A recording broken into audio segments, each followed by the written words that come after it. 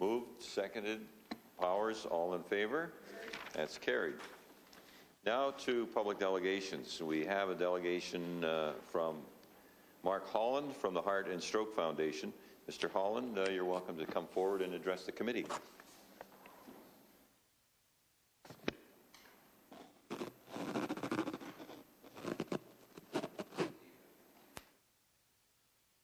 Do I have the right? I'm sorry. No, just one thing.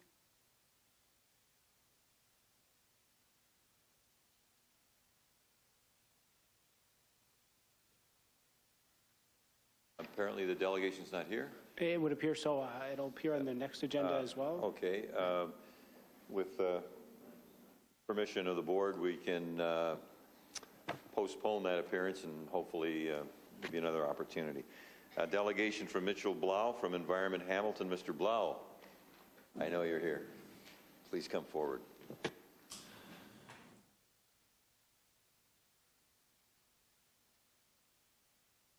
And welcome. Desktop?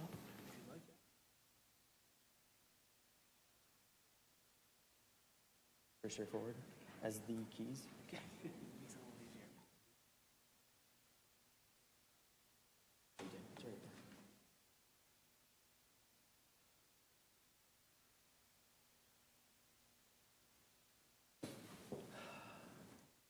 Make sure you're right on the mic. We all good? Yeah, there we go. You can move it up a bit. There you go. Thank you.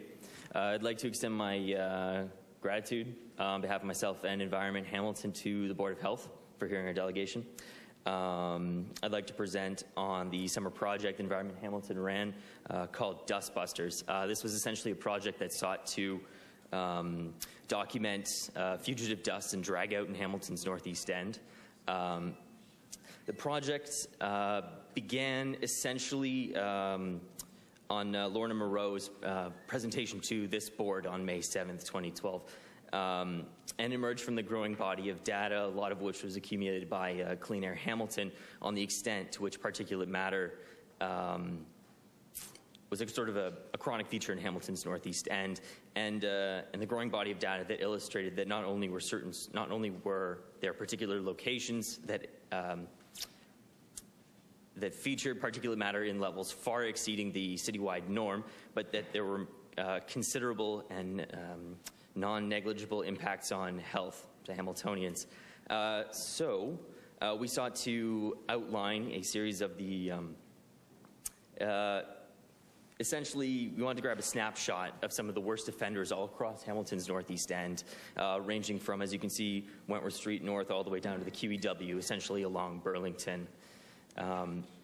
This is a picture of ArcelorMittal Dofasco, Gate 8 on Ottawa Street North.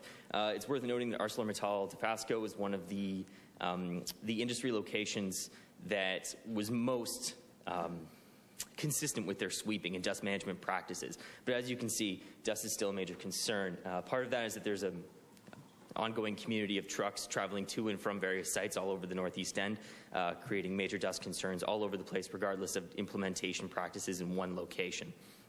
It would seem to call for a more standardized approach. This is an example of Budget Bin, which is on Sherman Avenue North. This is an example of drag out. This is the symptom we were looking for, but of course the drag out is not representative of the health concern. The health concern is the aerosolized particulate matter. This exits from about a 5-acre lot that is unpaved and was pretty chronically dusty. This is an example of Hamilton Specialty Bar, also on Sherman Avenue North. Hamilton Specialty Bar rarely featured dragout, but almost always featured fugitive dust concerns. As you can see, a large unpaved lot. It sort of limited our ability to report this particular location to bylaw. This is an example of Wentworth Metals Recycling, which has actually witnessed some paving as well as some gravel since this picture was taken. Here's another picture. Now this location, like many others, is embedded right in the middle, right in the center of a community. Having spoken with members of the community, they frequently emphasize the importance of keeping windows closed in the summer, lest dust accumulate on dishware, and the negative impacts that has on housing, and not to mention quality of life. This is an example of Triple M Metals. This is farther east, located on Brampton Street between Strathern and Parkdale. This is actually two sites right across the street from each other, featured drag out fairly chronically, as well as fugitive dust concerns. This is Posnor on Beach Road. Again, dust and drag out was featured, but the primary concern was fugitive dusts that were most visible inside the site as opposed to just at the external exit. This is an example of a place that was not on our initial list. There were many others like it. Initial list of chronic fugitive areas of concern. This is more characteristic of all of the other locations, not the large industrial facilities, but the others that are in and around them. It's an entire community of unpaved lots, and as a result, the Northeast End has a particular matter problem. This is a picture of Canadian Liquids Processing on Dixon Street. That's between Burlington and Brant Street. This highlights one of the key weaknesses of the Dustbuster program, which was that we were limited to essentially roadside accountability. Those sites that were located too far from the road were outside of the realm of, they were too far away from public viewing. We could not get any good evidence, but on the occasional day you can see ambient dust. In my time running the Dustbusters project, I was able to spend a fair amount of time communicating and discussing particulate matter concerns in the Northeast End with community members in those areas. They expressed a combination of optimism and pessimism. Pessimism in that dust had been such a major feature of the Northeast End for so long that it was hard to imagine it without it. And optimism in the sense that they assumed that it would get done one day. They just didn't think that day was soon. I can say that we, in Environment Hamilton and myself with Dustbusters, we're very excited about the initiative and the forward momentum Council is showing on this issue, especially with regards to the October 15th motion. And we look forward to the ongoing progress on the issue. Thank you. Much, Mitchell. Thank you. And I have a speakers list. Councillor Marula would like to speak. Go ahead, please. Thank you, Mr. Mayor, and welcome, Mitch. Mitch has been very active not only with Environment Hamilton, but he's been active in the community on hand and attended community meetings in my area, as well as engaged residents in assisting in this endeavor. And through you, Mr. Mayor, to Mitch, with respect to what solutions, we've identified the problem areas, we've identified the problem itself. What tangible solutions do you believe we can pursue at this time to try to mitigate some of these issues surrounding the identified problem areas? Through you, Mr. Mayor. Requirements for implementation of best practices. Truck tire washes are an example. There was a 1999 report cited in Clean Air Hamilton's 2011 report that I would refer you to. It was a report on the effectiveness of certain dust management strategies. The gist of that was that sweeping, if it's just sweeping, no matter how frequently it is done, will only serve to aerosolize dust as opposed to vacuuming it up. That report recommended a combination approach of washing and then vacuuming, as opposed to just sweeping. Speaking more broadly, a regulatory scheme that was more enforceable. I know, having spoken with bylaw, their key test on drag-out was a public safety measure. So it seemed that perhaps the dust and drag-out bylaw was not really able to enforce air quality concerns in Hamilton's Northeast End. So a tighter regulatory framework would probably be the best solution. And not unlike other situations surrounding particulate matter or emissions in town or any municipality in Ontario, do you find that those regulatory or lack of regulatory legislation is really the biggest challenge at present? Yeah, I would say so. The biggest challenge is convincing essentially what amounts to local businesses to incur the cost to implement what are, can range from fairly cheap to fairly costly dust management practices without any other incentive.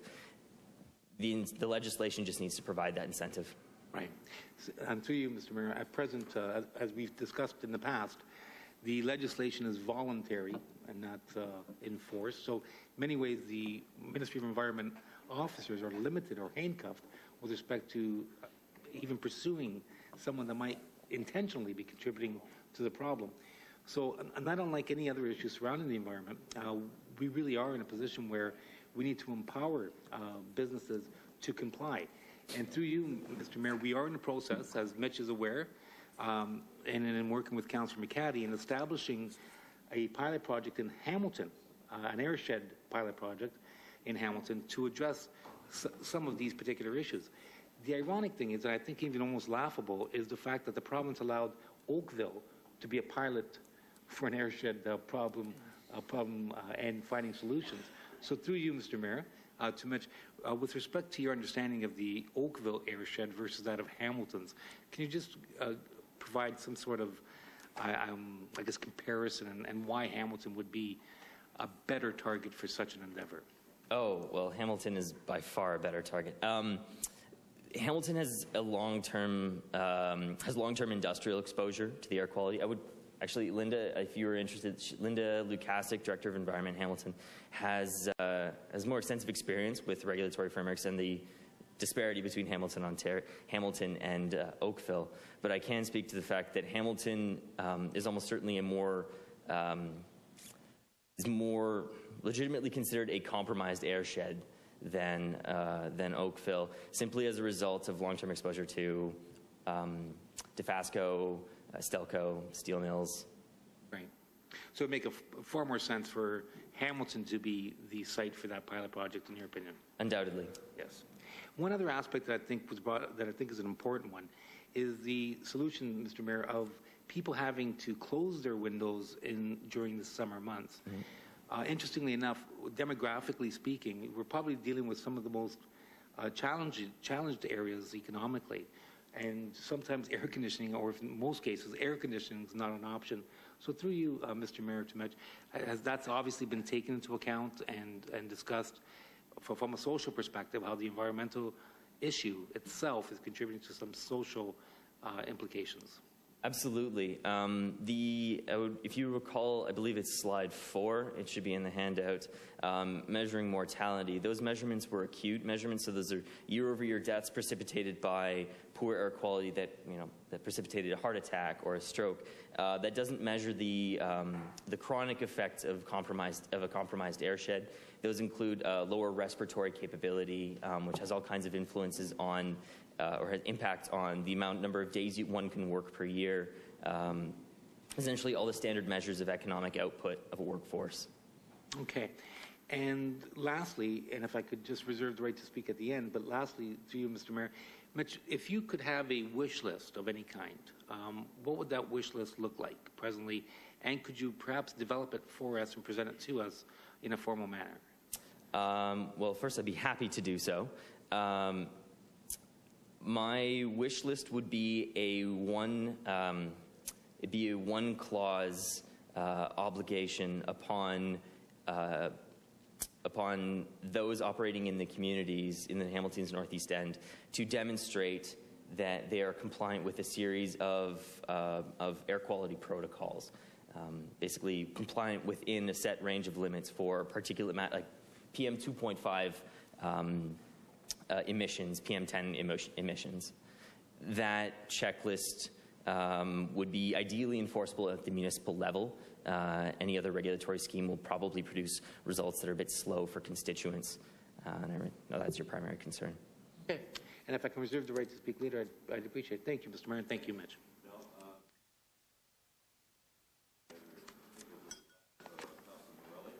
I guess much along the same lines as Sam. I mean, most of those sites are pretty common and pretty well known to me. And we're currently working with, you mentioned Wentworth. We've got an agreement down there where we're doing some pavement, but it's all voluntary and certainly by moral suasion.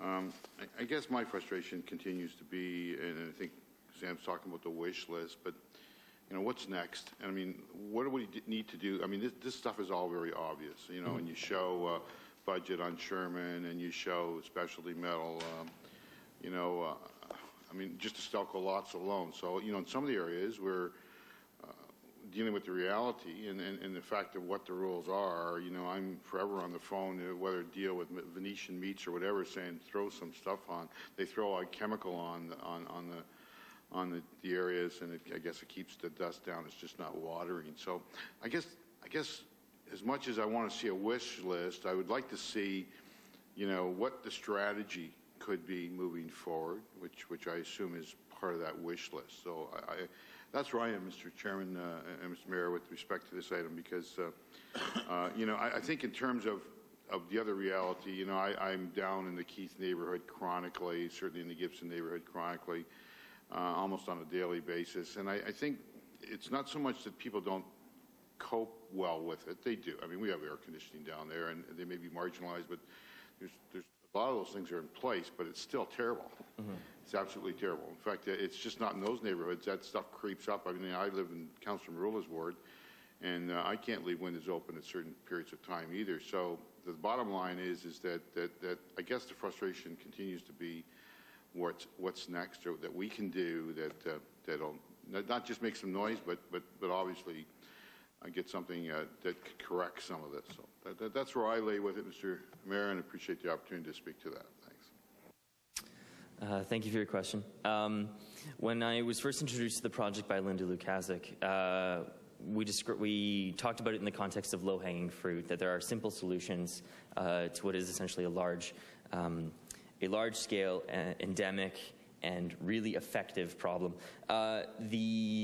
The single simplest change would be a tweak to the ways in which bylaw enforces the dust and drag out the bylaw. Their current enforcement test relies on an examination of, it's a safety assessment, essentially. And their primary concern is being able to demonstrate in court that it was a public health risk. It would seem like there's a bit of a disconnect in the connection between bylaws enforcing a public safety bylaw, the streets bylaw number. I have it written down, but I won't bother. Won't use your time that way. The easiest solution would be a change to how bylaw enforces the dust and drag out bylaw. So given what we've done with Glenwide and Wentworth, where we have meetings regularly with the owner and his dad before that, is that an example of what you're talking about? Like, we really have this agreement now in place, and I mean, it wasn't easy. I mean, and it's really a double-edged sword, Mr. Mayor and Council. You know, we tell them to wash the streets down. If it's cold, it freezes, and then cars are sliding. Some occasions, or the fact is that you put it down in the track and mud all over the place. And so, I mean, is that an example, though, of what we can accomplish in the short term? Is the continuation of that how we've just hung in tight with that group and pushed and pushed and pushed, and now we got Howard and his sons all sort of on board? The accomplishments are definitely noteworthy, and they speak to the momentum on council on this issue. I would say that they are that those kinds of efforts are fundamentally reactive. The problem occurs, and then council, and oftentimes particular councillors, must use their time reactively and in often very inefficient ways to, as you said, morally swayed emitters. A simpler solution would be an across-the-board requirement that, if not met, would produce actionable, essentially, consequences. Councillor Marula, if you could chair for a moment. I'd like to point out to the board and ask Mitchell for his comment. The easiest, simplest thing to do would be to insist on paving all of the surfaces. which is the case, I know in California and other jurisdictions, we have people come from the States who say, you never have this in, Los Angeles or someplace. However, if you did pave everything, then the dust would typically run off, because the dust is always being produced by something, and then it would run off. So is there any assessment of the effect, through you, Mr. Chair, of what happens when it runs off and ends up in the water system? Is it, like, what is that material, and what's the best destination for it? And what happens if it is simply run off over paved surfaces? Unfortunately, that question lies outside the scope of my work with Dustbusters and my scope of my understanding of the problem.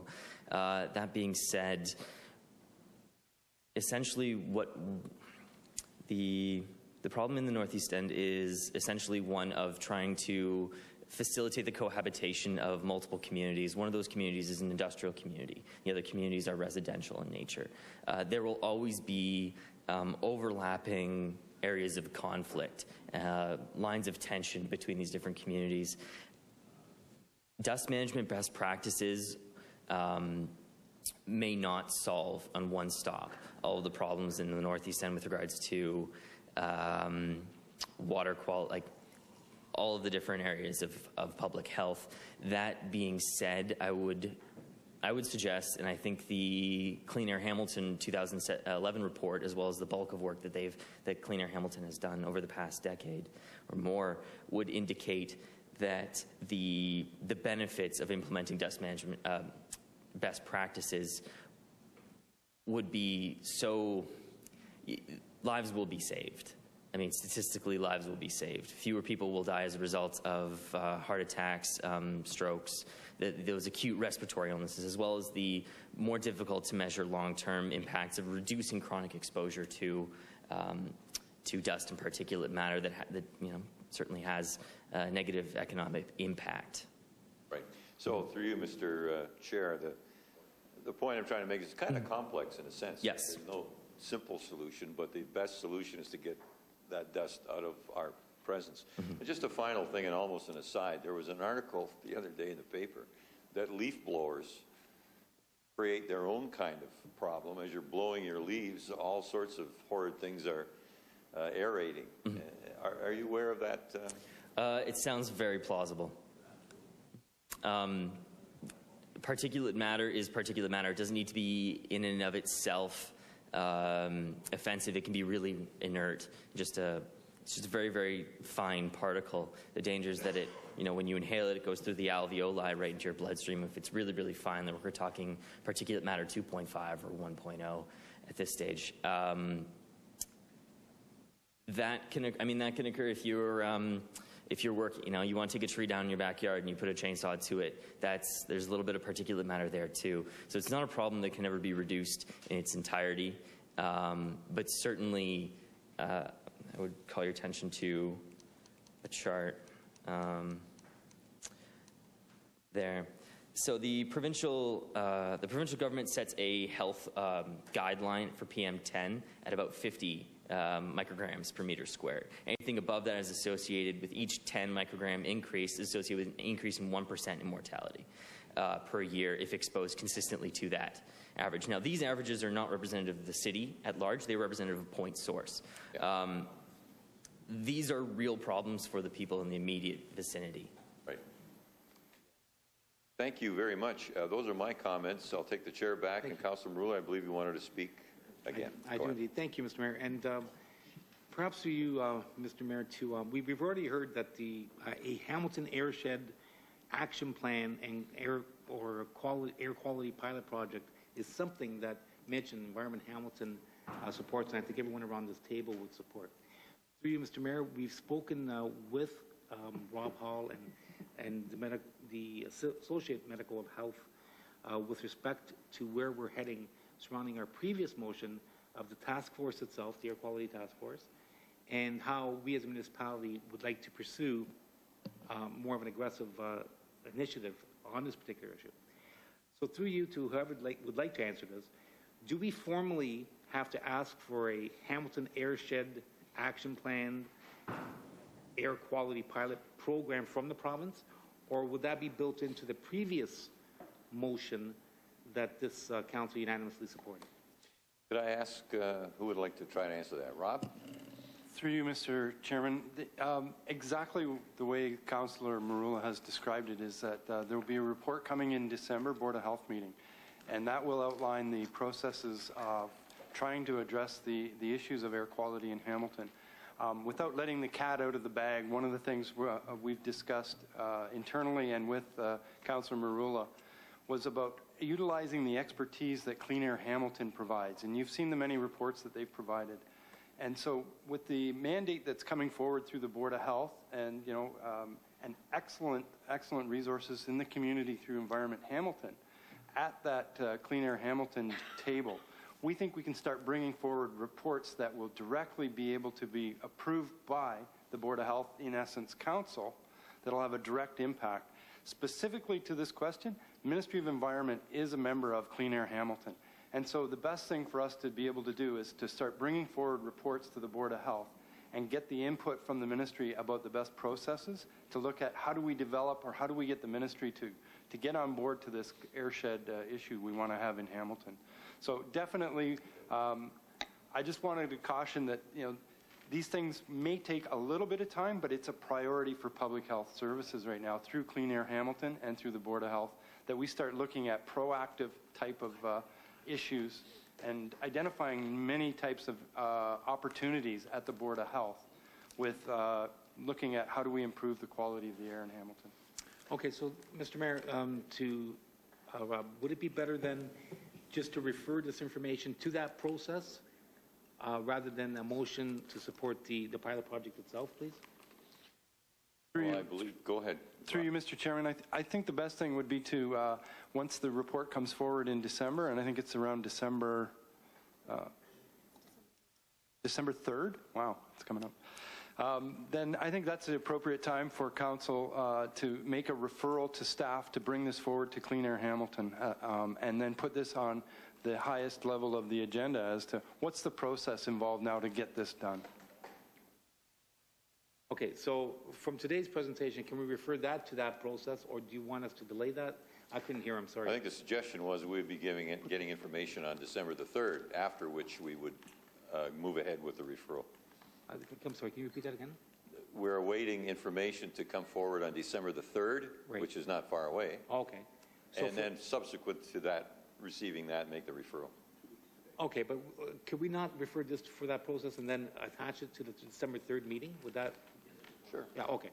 I think that would make more sense at this point. So at Okay. the appropriate time, I will refer this presentation to that process for it to be then part of the Go ahead. December 3rd. And So that's moved myself, seconded by Councillor McCaddy. All in favor? That's carried. And that's about it. So I thank you very much for your time. Motion by Councillor Power, seconded by Pearson. All in favor to receive the presentation? Carried. Thank you, Mitchell. Well done. Thank you. Now, members of the Board of Health, we have two discussion items. The first is item 8.1, continued funding for health initiatives for youth. And who's going to present that? Move the recommendation. Councillor Powers will move the recommendation, seconded by Pearson. All in favor? That's carried. So there's no need for the presentation.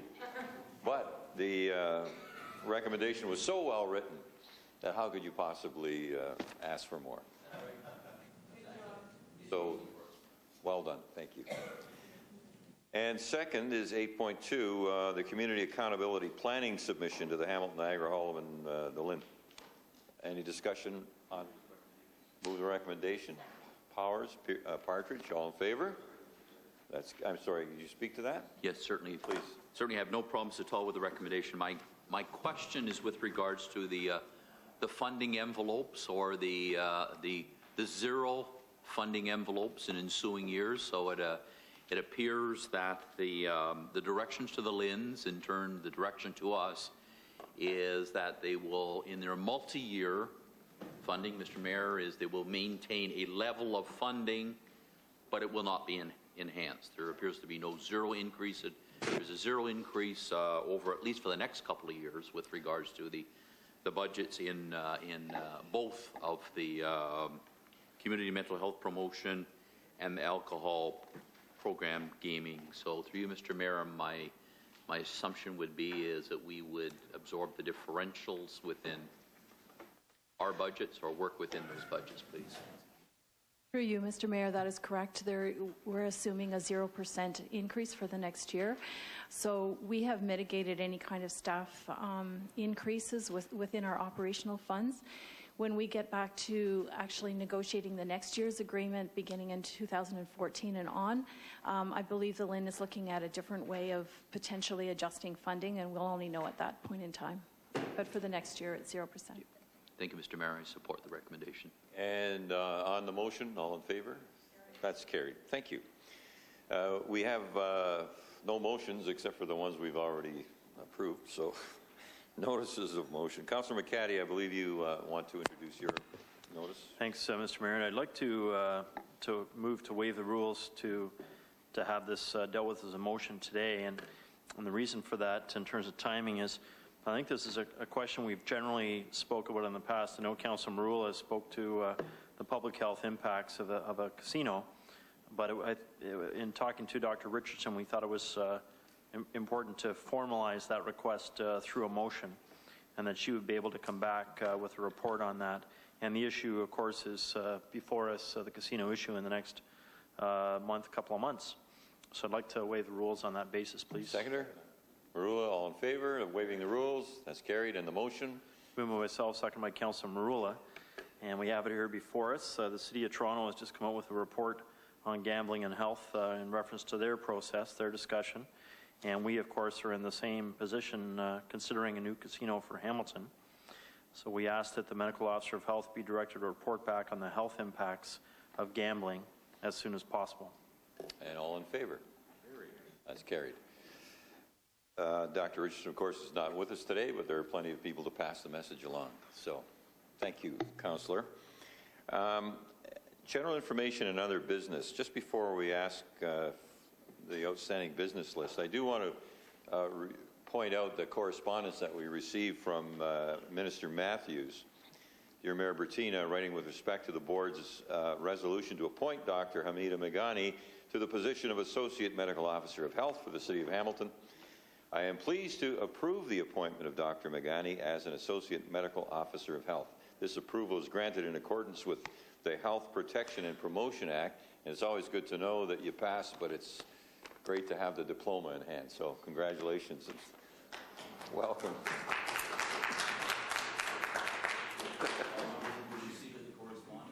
Move to receive the correspondence, Powers and Pearson. All in favor? Welcome to the club. A motion now to remove outstanding business list item A, Community Garden Coordinator, as the item is complete. Pearson, Basuda, all in favor? That's carried. And I have the correspondence we've already referred to, and so there is no private and confidential. May I have a motion to adjourn? Morelli, Partridge, all in favor? That's carried. Thank you, everyone.